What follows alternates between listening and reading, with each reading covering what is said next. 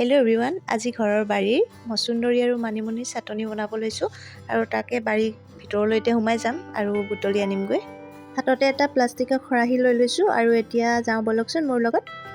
ঘৰৰ পিয়ালি কাষতে এইদৰে মচুন্দৰী গছ ৰোৱা আছে, তাৰে পাত দুখিলামান এতিয়া ছিঙি ল'ম। লগত ডাঙৰ দেহাক লৈ লৈছোঁ, তাইক শিকাই দিছোঁ কিদৰে পাতবোৰ ছিঙে। আমি ঔষধি গুণ থকা বস্তুবোৰ দূৰত বিচাৰিব নালাগে, বিচাৰিব জানিলে ঘৰতে পোৱা যায়।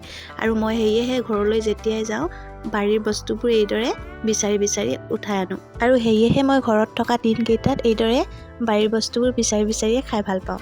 আৰু ইয়াৰ লগতে মই ধনিয়াও ছিঙি লৈছোঁ। পাপাই মানে শহুৰ দেউতাই এইদৰে পালেং, লাই, লফা সকলোবোৰ কৰি থৈ দিছে খেতি, আৰু হাত দিলে ছিঙিব পৰাকৈ। ইয়াত দেখিছেনে কিমান ধুনীয়া হৈ আছে ধনিয়াবোৰ। আৰু এয়া সাৰ নিদিয়া ধনিয়া যে, আজি ছিঙিলে মানে 2 দিন 3 দিন বা 4 দিন 5 দিনলৈকে থাকে।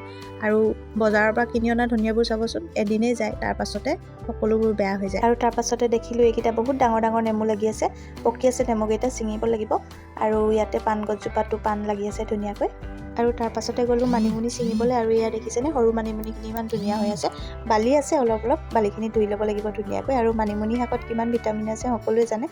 আৰু ইয়াত দেখিছেনে পালেং শাক, লফা শাক আৰু লাই শাক ধুনীয়া হৈ আছে। ইয়াৰ মাজতো ধনিয়া আছে, ধনিয়াৰ পৰাও মই 2ডালমান ছিঙি ল'লোঁ। ধনিয়াখিনি অলপ সৰহকৈ ছিঙি থৈ দিওঁ, তেতিয়া সদায় সদায় ছিঙি থাকিব নালাগে, যিহেতু প্ৰতিখন চব্জিতে ধনিয়া দিয়া হয়, দালিত দিলে আৰু ভাল লাগে খাই।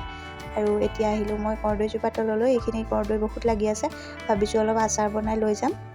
আৰু ইয়াতে এইখিনি জলকীয়া গছজোপাও দেখিলোঁ, জলকীয়া গছজোপা শুকাই গৈছে, কিন্তু মায়ে কৈছে বহুত জলকীয়া লাগিছিলে, সৰু সৰু উপমুখীয়া জলকীয়াটো খাবলৈ কিমান ভাল লাগে, বহুত জ্বলা থাকে সেইটো। আৰু ইয়াতে বোলে বহুত লাগিছিলে, এতিয়া আৰু গছজোপা শুকাই গৈছে যিহেতু বেছিকৈ লাগিলেও। আৰু এতিয়া এইখিনি মই আনি লৈছোঁ চাটনিৰ কাৰণে। ইয়াতে মই অলপ টেঙা মানে বিলাহী দি দিম, আৰু এতিয়া মই এইখিনি মিক্সিত দি দিম। তাৰ পাছতে আৰু স্বাস্থ্যৰ কাৰণে কিমান উপকাৰী চাটনি ৰেডি হৈ যাব।